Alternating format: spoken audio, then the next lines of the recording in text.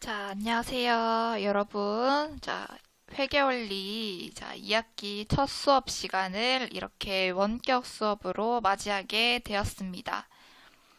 좀 짧다면 짧다고 느낄 수 있는 2주간의 방학을 여러분들이 잘 보내고 왔는지, 방학 동안 어떤 일들이 있었는지, 어떻게 지냈는지 선생님이 많이 궁금하지만 아쉽게도 이렇게 원격 수업이 진행되는 바람에 궁금한 걸 많이 물어볼 수 있는 시간이 없게 되었어요. 자, 선생님이 2학기에도 이렇게 원격 수업을 하게 될지 상상을 못했는데, 아무래도 학생 여러분들이 원격 수업이지만 대면 수업하는 것처럼 집중을 좀 더 열심히 하고 선생님과 함께 이 회계원리 수업을 잘 따라와 보도록 합시다. 알겠죠?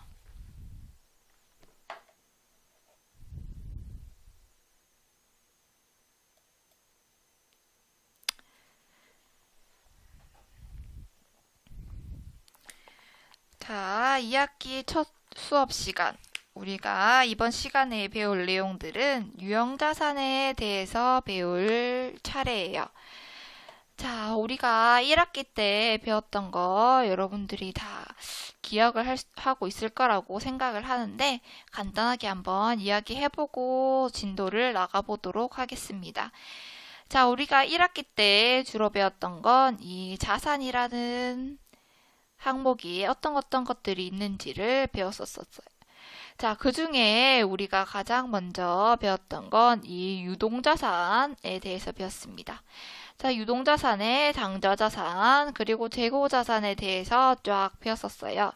자, 그 다음에 우리가 이 기말고사 조금 들어갔던 부분이 이 투자자산입니다.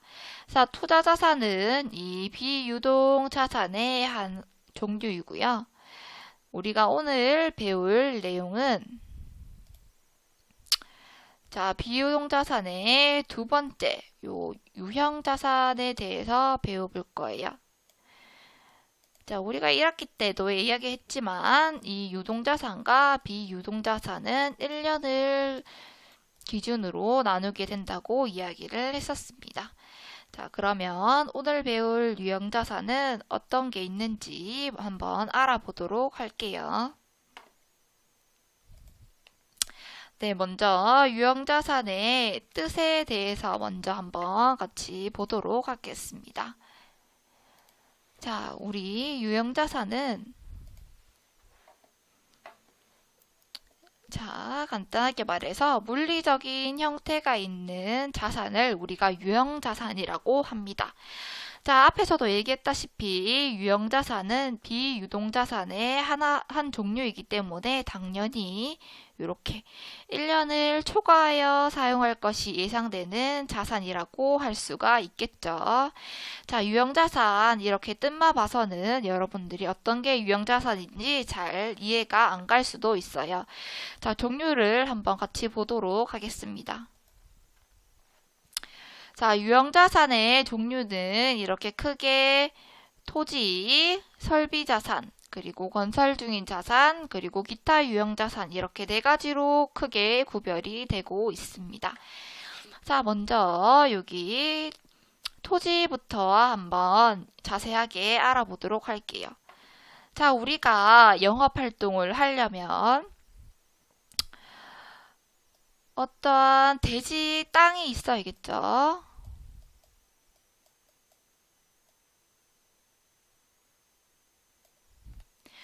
자, 그리고 또 우리가 이 설비 자산이란 걸 갖추고 있어야지만 영업을 할 수가 있는데 이 설비 자산에는 가장 많이 나오는 것이 건물 그리고 기기 장치가 있습니다.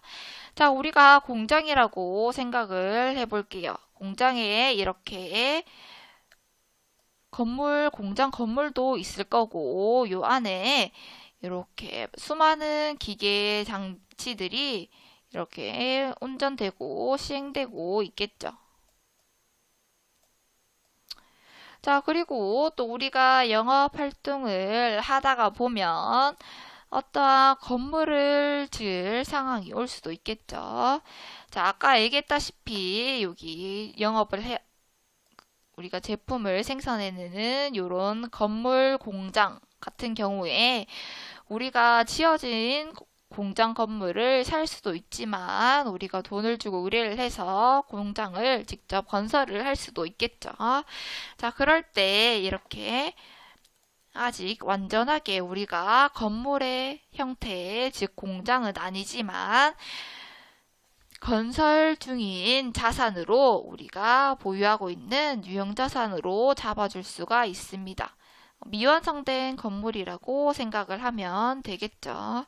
자, 그리고 마지막으로 네 번째, 기타 유형자산으로는 뭐 승용차, 트럭, 선박 같은 것들이 있는데 우리가 저번에 배웠던 차량 운반구 같은 것들이 여기에 포함이 되겠죠.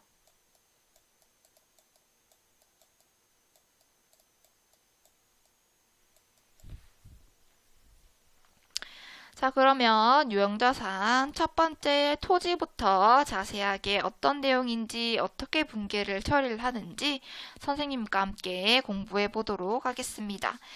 자, 여기 유형자산 첫 번째 토지에 대해서 먼저 배워보도록 할게요.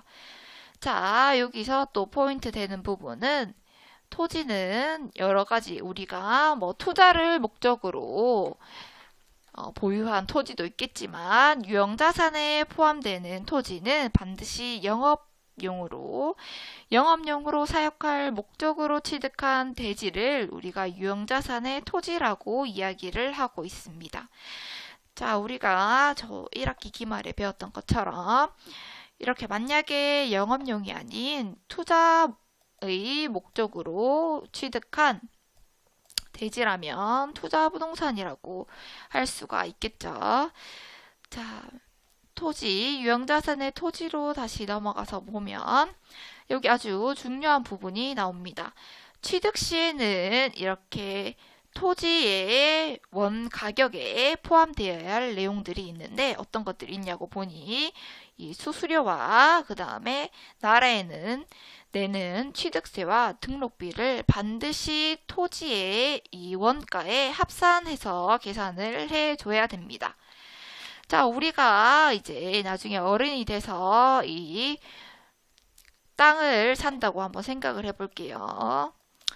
땅 1억짜리 땅을 사면 우리는 땅을 취득할 수 있게 도와준 뭐 중개인에게 수수료를 뭐 한 1,000만 원 정도 줘야 될 수도 있고 땅을 취득함으로써 나라에서 내야 되는 이 취득세 부분도 뭐 500만 원 가량 내야 될 수도 있어요. 자, 그리고 등기에 기타 등등 등록하는 이런 비용들이 또 100만 원 가량 우리가 추가로 발생할 수가 있겠죠. 자, 그러면 우리가 이 토지, 이 땅을 취득하는 데 든 총 금액의 바로 이 토지의 이 원가로 계산을 해줘야 된다는 그런 뜻입니다. 네, 여기 이렇게 취득하게 된 이 토지는 자산의 일종이죠. 자, 자산이 증가할 때는 당연히 차변에다가 적어줘야겠죠. 여기 보면 차변에 기입한다 라고 되어 있습니다. 자, 그러면 이 토지를 판매할 때는 어떻게 될까요? 토지를 매각하면 자산이 줄어드는 거기 때문에 당연히 그때는 대변에 토지를 기입해 줘야겠죠. 자, 그런데 우리가 이렇게 물건을 요 토지라는 유형자산을 처음에 아까 여기 다 더해보면 자, 1억 1,600만 원에 우리가 토지를 처음에 샀어요. 자, 그래서 처음에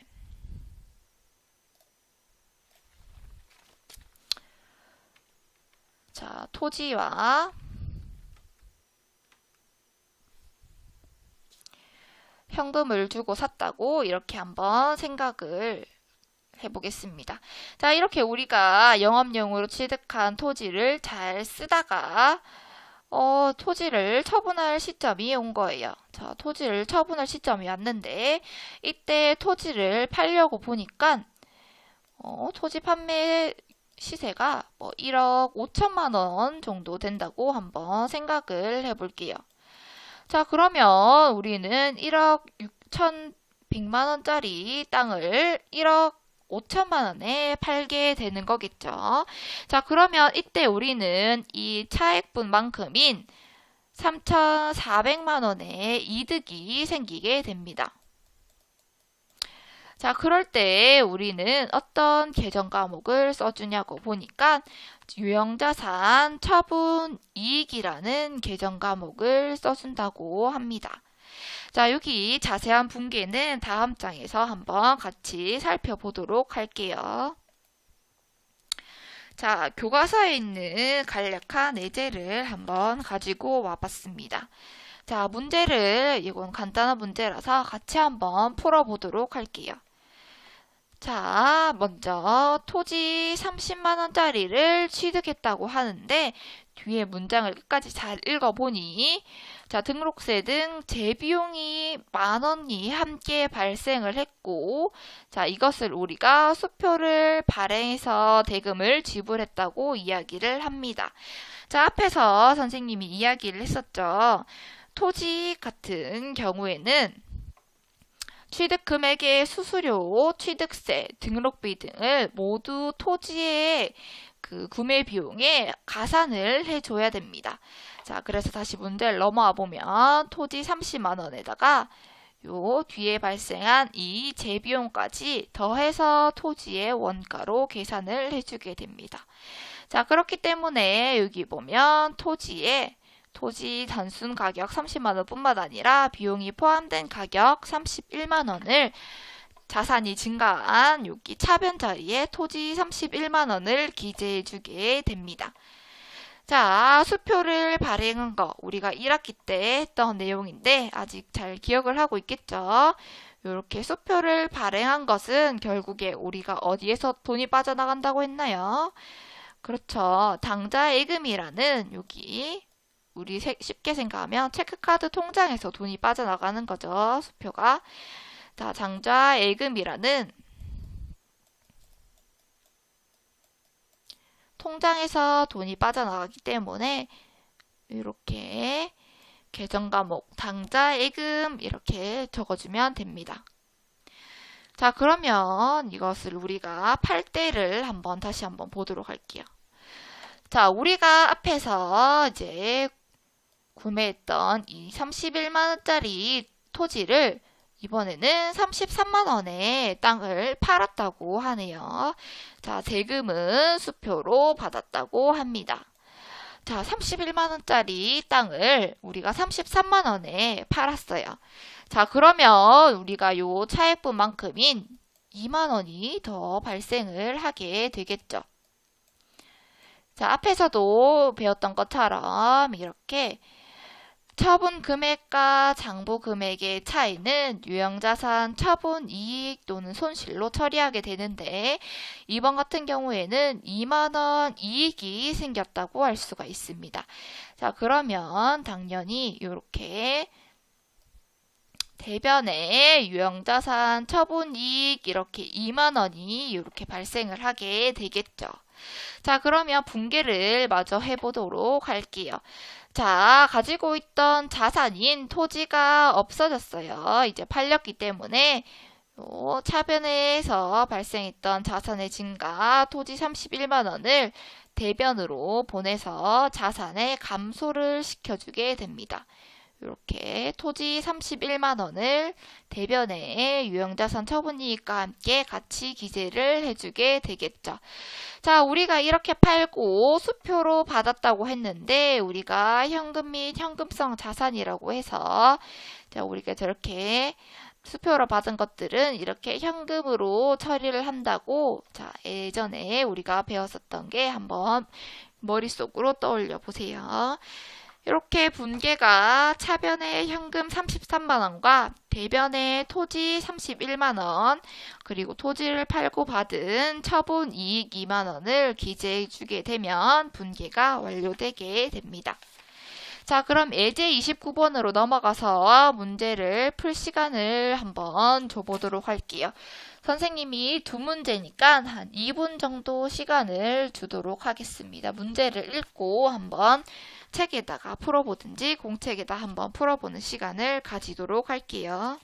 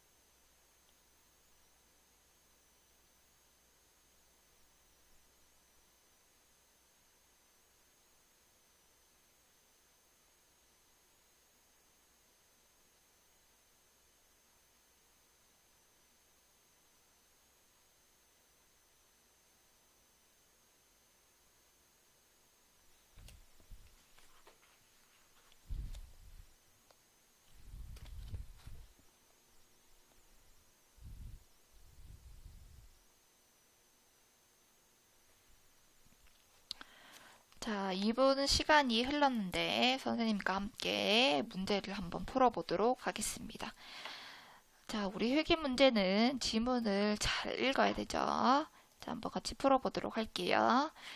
자, 영업용 토지 500만 원을 구입하고, 자, 지문을 끝까지 잘 읽어야 돼요.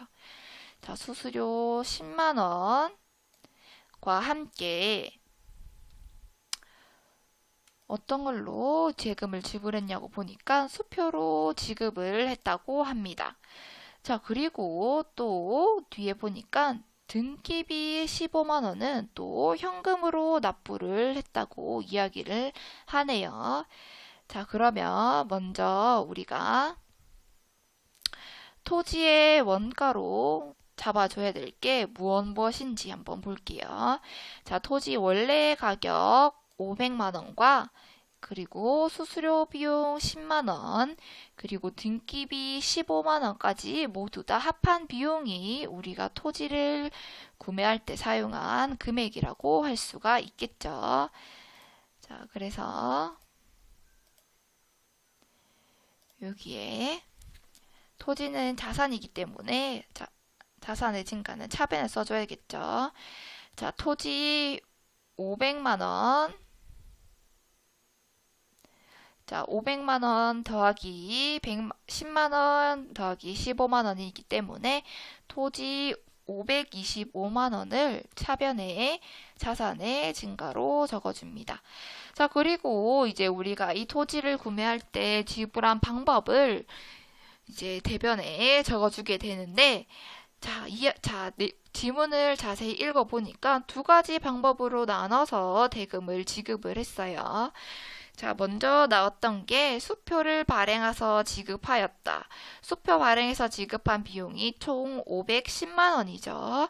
자, 수표를 발행한 것은 역시 당좌 예금에서 돈이 나갔기 때문에 당좌 예금의 계정 과목을 써주고, 금액은 500만 원 더하기 수수료 10만 원 해서 510만 원이라고 일단 먼저 적어주게 됩니다. 자, 적어주게 되는데, 자, 우리가 그 다음에 또 현금으로 등기비 15만 원을 납부했다라고 적혀 있는 걸 알 수가 있어요. 그래서 여기 대변에 당좌예금 밑에 자리에 현금 15만 원을 함께 기재해 주게 됩니다. 자, 두 번째 문장을 한번 읽어보도록 할게요.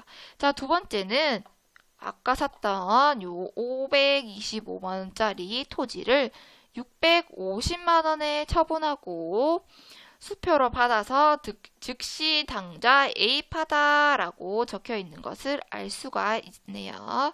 자, 그러면 요것도 분개를 한번 해보기 전에 우리가 먼저 525만원짜리를 650만원에 팔았으면 우리가 이득을 받죠. 얼마치 이득을 받냐고 보니까 650만원에서 525만원을 빼보니까 125만원만큼 우리가 이득을 봤다는 것을 일단은 알 수가 있어요. 이렇게 적어놓고 분개를 한번 해보도록 하겠습니다. 자, 우리가 차변에 올 것은 조금 이따가 적어보고 대변에 올 자리부터 먼저 계정과목을 써보도록 할게요. 자, 토지 525만원짜리가 팔렸다고 했으니까 이렇게 대변에 자산의 감소로 잡아줘야겠죠. 토지 525만원을 적어주고 자, 그 다음에 자, 여기 토지를 팔고 우리가 이익을 받기 때문에 요 계정 과목을 유형자산, 처분, 이익 이렇게 아까 계산해놨던 125만원을 대변에 함께 적어주면 됩니다. 자, 그러면 이렇게 팔고 우리가 이 대금은 즉시 당좌 애입했다고 했기 때문에 당좌 예금 650만원이라고 적어주면 우리가 분개가 모두 완료가 되겠죠. 이렇게. 어떤가요? 여러분들이 직접 문제 푼 거랑 선생님이 한 거랑 똑같이 답이 나왔나요? 혹시나 자기 본인이 쓴 답이 틀렸더라도 너무 좌절하지 말고 이번이 처음 배우는 단계이기 때문에 다음에 문제를 한 번 더 풀면 그때는 반드시 맞출 수 있을 거라고 선생님은 믿고 있습니다. 자, 다음으로는 두 번째 유형자산인 설비자산에 대한 설명으로 넘어가 보도록 할게요. 자, 이번에는 설비자산이 나옵니다. 자, 설비자산이라고 한다는 것은 뭐냐? 자, 재무상태표에 건물, 기계장치, 구축물들을 모두 통칭하는 통합 계정이 바로 이 설비자산이에요. 자, 그렇기 때문에 자, 여러분들이 이 분개를 할 때는 건물이나 기계장치로 직접 분개를 해줘야 돼요. 자, 여기 설비자산의 설명을 마저 읽어보도록 하겠습니다. 자, 설비자산도 앞서 배웠던 토지와 마찬가지로 중개수수료, 취득세, 그리고 등록비 등 취득 시 지출되는 모든 비용을 포함한 금액이 이 원가가 됩니다. 자, 마찬가지로 유형자산, 설비자산 역시 자산이기 때문에 이제 취득을 하게 되면 차변에 기입을 해줘야 되고요. 자, 처분 시에는 대변에 여기 적혀 있죠. 유형자산이 설비자산이 감소하긴 거기 때문에 자산의 감소 대변에 적어주고 취득했던 그 원가를 기입해 주게 됩니다.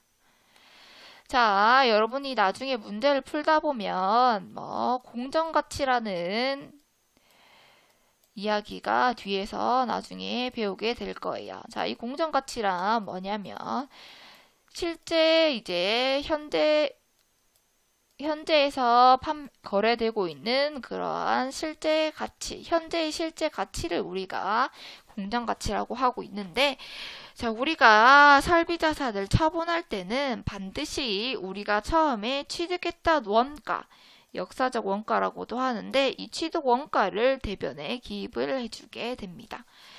자, 토지와 마찬가지로 이제 처분하고 남는 차액은 유형자산 처분 이익 또는 처분 손실로 처리를 해주게 되는데, 자, 이제 아까 설비 자산에는 건물도 있고 기계장치도 있고 구축물도 있고 다양한 것들이 설비 자산에 통칭된다고 이야기를 했었는데, 이 기계장치 취득할 때는 조금 유의를 해줘야 될 부분이 어떤 부분이 있냐. 자, 기계를 수송하는 데 드는 수송비, 그 다음에 기계를 설치하는 설치비, 그리고 기계가 잘 작동하는지 보는 시험 가동비 등 기타의 모든 비용들이 기계장치의 취득원가에 포함된다는 사실을 잘 알고 있어야 되는 부분이에요. 자, 그러면 이번에는 이 설비자산이 어떻게 분계 처리되는지를 한번 보도록 하겠습니다. 자, 설비자산 중에 하나인 건물이 이제 예시로 나왔네요. 설비자산은 재무상태표에 통합하는 통합 계정이라고 했고, 이렇게 실제로는 건물이라고 계정 과목을 써줘야 된다고 이야기를 했습니다. 자, 토지대와 마찬가지로 건물 원가격 80만 원에 기타 비용 10만 원을 함께 포함해서 건물의 취득 가격으로 이제 이야기를 해줘야 된다고 했습니다. 자, 그렇기 때문에 이렇게 차변에 건물 90만 원이라는 비용이 기재되는 거고요. 자, 마찬가지로 수표를 발행했다고 했기 때문에 당좌 예금이라는 계정 과목이 대변에 나왔네요. 자, 그러면 이번에 이제 이 90만 원짜리 건물을 95만 원에 팔았는 분계를 한번 해볼게요. 자, 이렇게 차변에 차변 시에는 이 역사적 원가, 그러니까 취득했던 원가를 그대로 가져와서 써주면 된다고 이야기를 했었죠. 자, 이제 차변에 발생했던 자산의 증가, 건물 90만 원을 대변으로 보내줘서 자산을 감소시켜줍니다. 그래서 건물 90만 원 대변에 적어주게 되고, 자, 우리가 90만 원짜리 건물을 95만 원에 팔았다고 했기 때문에 이렇게 5만 원만큼 처분 이익이 생기게 되는 거겠죠. 자, 보면 이렇게 유형자산 처분 이익이라고 5만 원 이렇게 함께 기재를 해주게 됩니다. 자, 수표로 받았다고 했고, 수표는 이렇게 현금이라는 계정 과목으로 우리가 들어오게 된다고 했죠. 자, 수표를 우리가 직접 발행할 때는 당좌 예금 수표를 상대방 수표를 받은 거기 때문에 이때는 현금이라고 써주면 됩니다. 자, 이번에는 유형자산의 세 번째 예제가 왔어요. 자, 건설 중인 자산을 한번 보도록 하겠습니다. 자, 아까도 얘기했다시피 건설 중인 자산은 아직은 건물이 되지 못한, 이렇게 직접 아직 짓고 있는 미완성된 것을 우리가 건설 중인 자산이라는 계정 과목을 사용을 해주게 되는데, 건설 중인 자산이 건설 중일 때는 건설 중인 자산이라고 표시를 해주고, 자, 완공이 되면 그 다음에 건물의 계정으로 대체를 해주게 됩니다. 자, 그러면 먼저 처음부터 한번 이야기를 들어보도록 할게요. 문제를 풀어보도록 하겠습니다. 자, 건물 신축을 90만 원에 계약을 하고 공사비 일부 30만 원을 현금으로 지급하였을 때라고 했습니다. 자, 이렇게 계약만 하고 실제로 우리는 공사비 30만 원만 현금으로 지급을 했다는 것을 알 수가 있어요. 자, 이렇게 현금으로 지급했기 때문에 대변에 현금 30만 원 적어주고, 이렇게 건물 신축 공사비를 납부한 요 부분을 건설 중인 자산의 계정 과목으로 기재를 해주게 됩니다. 자, 그러면 이 건물이 이제 완공이 되었다고 한번 생각을 해볼게요. 완공이 되고 공사비 잔액 60만 원 역시 현금으로 지급을 했다고 해볼게요. 자, 그러면 여기 앞서 먼저 발생했던 건설 중인 자산, 이것도 역시 유형자산인데, 유형자산 중 하나인 건설 중인 자산을 대변으로 보내서 건설 중인 자산의 자산 항목을 차감시켜 줍니다. 자, 차감을 시켜주게 되고, 그리고 추가 공사비 잔액 60만 원을 이렇게 현금으로 기재를 해주고, 이렇게 합해서 우리가 최종적으로 만들어지는 건물의 계정 과목으로 건물 90만 원, 이렇게 대체를 해주게 됩니다. 그러니까 다시 한번 설명을 하자면 앞에 먼저 번 발생했던 이 건설 중인 자산, 유형자산의 일종인 먼저 발생했던 건설 중인 자산을 실제로 건물이 완성됐기 때문에 자산을 감소를 시켜주고 이렇게 추가로 발생된 공사 잔액비까지 더해준 다음에 이것이 정식 건물의 자산으로 취득하게 되는 이런 붕괴를 반드시 처리를 해줘야 된다고 할 수가 있어요.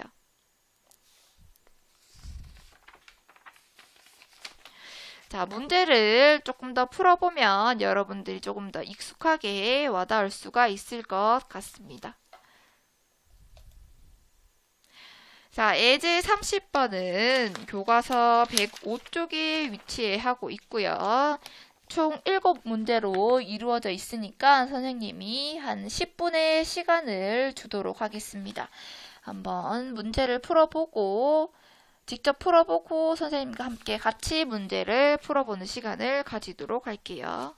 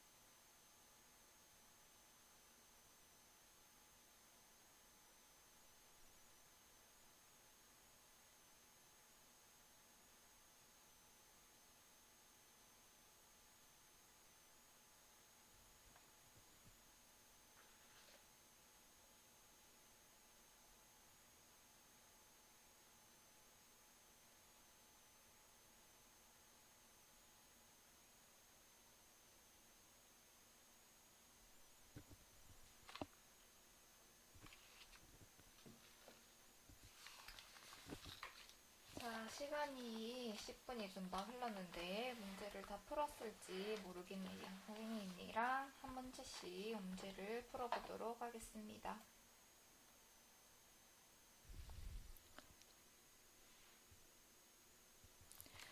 자, 그럼 선생님과 같이 문제를 풀어보도록 하겠습니다. 자, 건물 800만 원에 구입하고 수수료 20만 원이랑 취등록세 18만 원을 수표를 발행하여 지급하였다고 되어 있네요. 자, 그러면 우리는 여기 건물을 취득하는데 총 들어간 비용이 800만 원 더하기 220만 원 그리고 18만 원. 그래서 838만 원이 총 구매 비용이 되겠죠. 요걸 가지고 분계를 한번 해보니까 자, 차변에 건물 838만 원이 올 거고 그 다음에 대변에는 우리가 수표를 발행해서 지급하였다라고 했기 때문에 당좌이금 838만 원이 이렇게 오게 될 거예요. 자, 다음 문제를 풀어보도록 할게요. 자, 2번. 자, 이번에는 우리가 내용을 읽어보니까 건물 500만 원을 신축하기로 계약하고 먼저 착수금으로 계약금으로 200만 원을 수표 발행하여 지급하였다고 했습니다. 자, 우리가 이렇게 이제 미완성된 건물 건설 중인 것을 건설 중인 자산이라는 계정 항목을 사용해서 쓴다고 했었습니다. 자, 그래서 차변에 건설 중인 자산. 자, 착수금 그 계약금액만큼 200만 원 이렇게 적어주고 수표 발행했다고 했기 때문에 당좌이금 200만 원을 적어주면 됩니다. 자, 그 다음 3번을 문제를 볼게요. 3번 문제를 보니까 자, 이번에도 또 공사 진척률에 따라서 공사 진행률에 따라서 공사대금 200만 원을 수표로 지급하였다고 이야기를 하네요. 자, 그럼 이번에도 역시 건설 중인 자산이겠죠. 아직 건설이 완공되지 않았기 때문에 건설 중인 자산 자, 200만 원을 쓰고 자, 수표를 지급하였다 했기 때문에 당좌이금 200만 원을 써주게 됩니다. 자, 그 다음 문제를 볼게요. 자, 이렇게 당좌이금, 예금이에요. 자, 그 다음에는 여기 2번, 3번에 했던 것들이 이제 건물이 완공이 되어서 남은 공사비 잔액을 현금으로 지급하고 건물로 인수하다라고 했습니다. 제 첫 번째 질문에 보면 건물 500만 원짜리를 신축하기로 계약을 했다고 했기 때문에 우리가 건물 인수할 때 인수가액 역시 자, 건물 500만 원이 올 거고 자, 우리가 앞에 이제 2번, 3번에서 발생했던 건설 중인 자산일 이렇게 대변으로 모두 보내서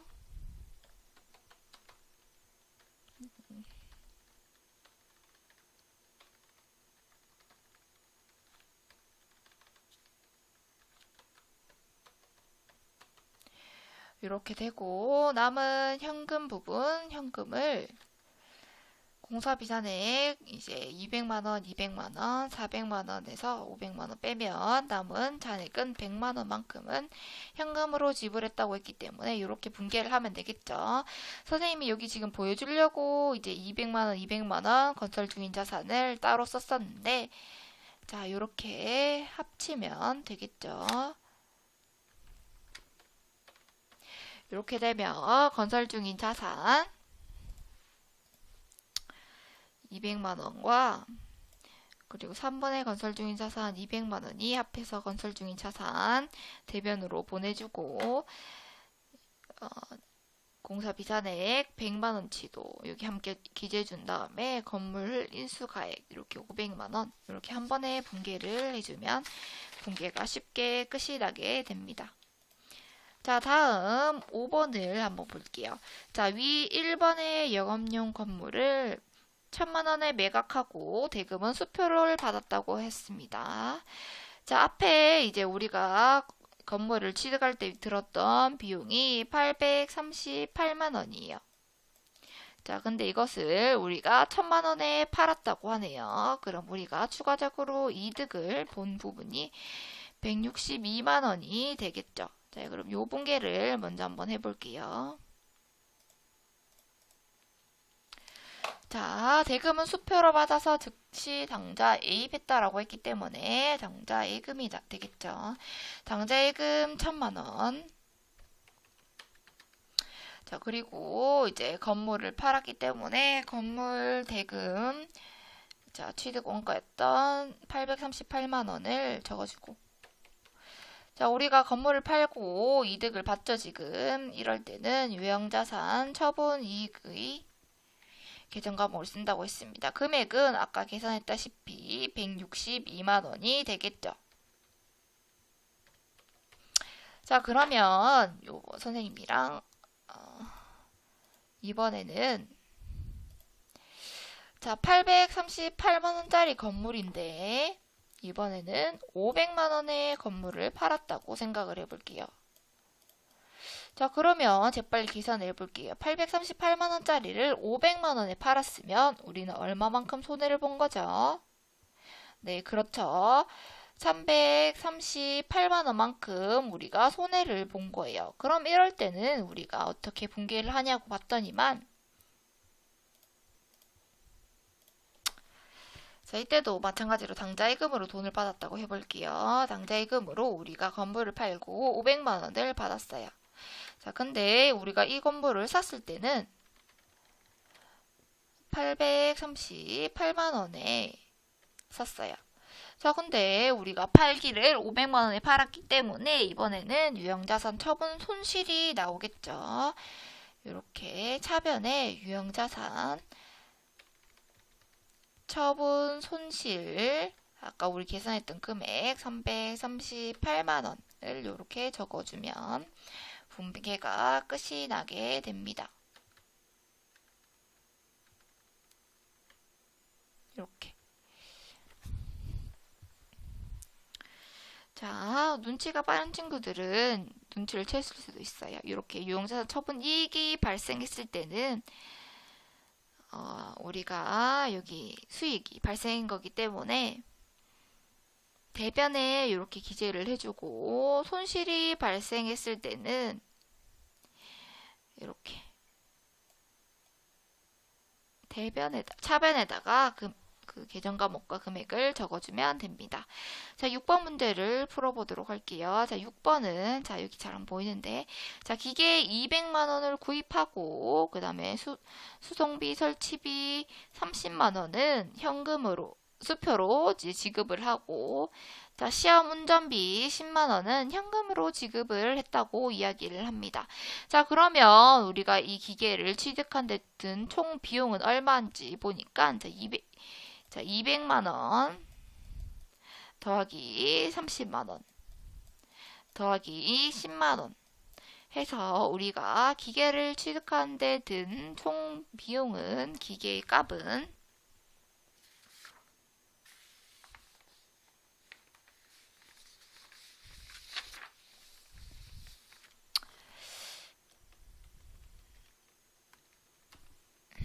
240만 원이라고 우리가 쉽게 계산을 할 수가 있겠죠. 자, 240만 원이고, 자, 이걸 지급 방법을 봤더니, 자, 200만 원과 300만 원은 수표로 이제 지급을 했다고 해요. 수표는 당좌 예금에서 돈이 나가는 거죠. 당좌 예금 230만 원.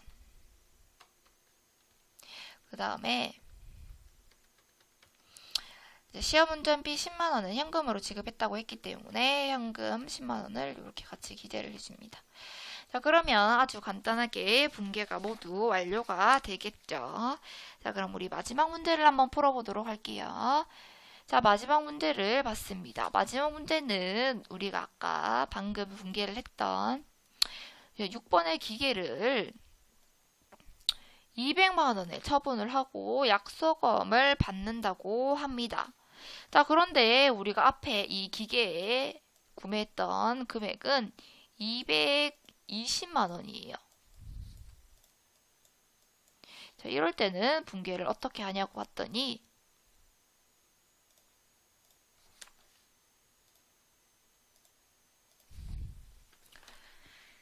자, 먼저 이제 자산인 감소, 기계장치, 대변을 적어주고 220만 원 장부 금액을 그대로 적어줍니다. 자, 그런데 우리가 이 220만 원짜리 기계를 자, 200만 원에 판 거예요. 자, 그런데 여기 글자를 잘 읽어보면 약속어음으로 봤다라고 되어 있습니다. 자, 그런데 여러분 친구들이 좀 오해를 하면 안 되는 게 자, 우리가 주된 영업 활동으로 발생했을 때는 이 약속어음을 받았을 때 매출 채권 혹은 받을 어음이라는 계정 과목으로 쓴다고 했었는데 여기서 나오는 기계 장치라는 계정 과목은 우리가 주된 영업 활동으로 발생한 채무가 아니기 때문에 이제 잘 기억을 하고 있는 친구들이 있을지 모르겠는데 자, 못 받은 돈이기 때문에 자, 미수금 200만 원, 미수금이라는 계정 과목을 쓴다는 것을 자, 기억하고 있는 친구들도 있을 거고 혹시나 까먹은 친구들도 있을 거예요. 자, 그런 친구들은 이번에 다시 한번 생각을 좀 잘 해놓읍시다. 주된 영업 활동 이외에 우리가 물건을 판매하고 돈을 못 받은 경우에 쓰는 계정 과목이 미수금이라는 계정 과목이에요. 자, 그렇기 때문에 여기서 미수금이란 계정 과목을 쓴 거고, 자, 그 다음에 우리가 이제 붕괴를 하나 빠졌는데, 자, 220만 원짜리를 200만 원에 팔면 우리가 얼마만큼 손해를 본 거죠? 네, 그렇죠. 20만 원만큼 손해를 본 셈이죠. 자, 이럴 때 우리가 쓴 그 계정 과목이 유형자산 처분 손실이라고 했습니다. 자, 처분 손실은 앞에서도 했던 것처럼 이렇게 차변 자리에 적어준다고 했는데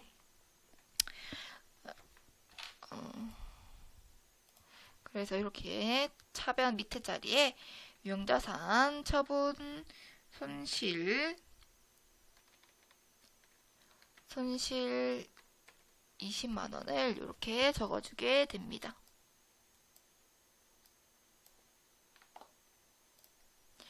자, 이렇게까지 하면 우리가 예제 30번을 모두 다 풀어봤어요.